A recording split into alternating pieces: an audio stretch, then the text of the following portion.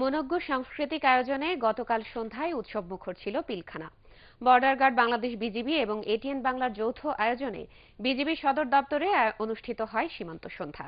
এতে ATN Bangla chairman doctor Mahfuzur Rahman বিজিবির কর্মকাণ্ড দেশ বিদেশের সব প্রান্তে পৌঁছে দেওয়ার প্রত্যয় ব্যক্ত করেন। আর বিজিবি মহাপরিচালক মেজর জেনারেল আজিজ আহমেদ গণমাধ্যমের সাথে সীমান্তরক্ষী বাহিনীর নিবিড় সম্পর্ক বজায় রাখা জরুরি বলে মন্তব্য করেন। বিস্তারিত জানাচ্ছেন Ekramul Haque Sayem.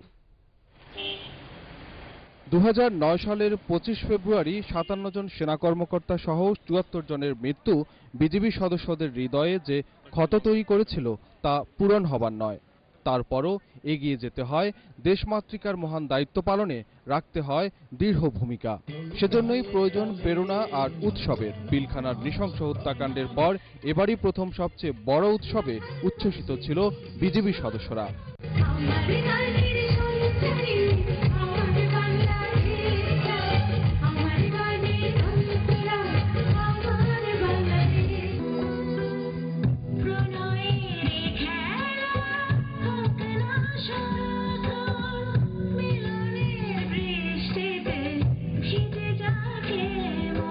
Popular life insurance সীমান্ত সন্ধ্যার এই আয়োজনে সাথে ছিল এটিএন বাংলা।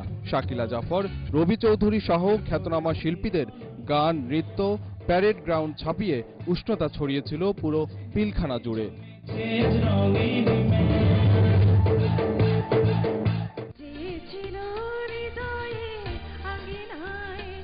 অনুষ্ঠানে ATN Bangla chairman doctor Mahfuzur Rahman বিজিবির সব কাজে সহযোগী হওয়ার আশ্বাস দেন। আর বিজিবির মহাপরিচালক মেজর জেনারেল আজিজ আহমেদ গণমাধ্যমকে সহায়ক শক্তি হিসাবে উল্লেখ করেন। যে কোনো আইন শৃঙ্খলা ও দেশ রক্ষা বাহিনীর সঙ্গে গণমাধ্যমের নিবিড় সম্পর্ক থাকা অত্যন্ত জরুরি। এই দুইটি শ্রেণীর দেশ মাতৃকার সেবা ও কল্যাণে নিয়োজিত। এদের কর্তব্যনিষ্ঠা ও দায়িত্ব পরিধি সামগ্রিক বিচারে একই মেরু। তাই গণমাধ্যমের সঙ্গে পারস্পরিক বোঝাপড়ার বিষয়ে আমরা গুরুত্ব আরোপ করতে চাই। বিভিন্ন সামাজিক কাজে আপনারা নিয়োজিত। এরপর থেকে আপনাদের সকল কর্মকাণ্ড আমরা এটিএন বাংলা ও এটিএন নিউজের মাধ্যমে সারা বাংলাদেশে এবং পৃথিবীর সকল বাঙালির ঘরে পৌঁছে দেব।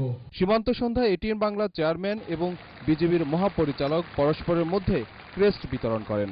অনুষ্ঠানে এটিএন বাংলার পরিচালক মনিরুল ইসলাম, রুকসানা কবির কাকলি এবং প্রশাসন উপদেষ্টা মীর মোহাম্মদ মোতাহার হাসান সহ এটিএন বাংলা ও বিজিবির কর্মকর্তারা উপস্থিত ছিলেন।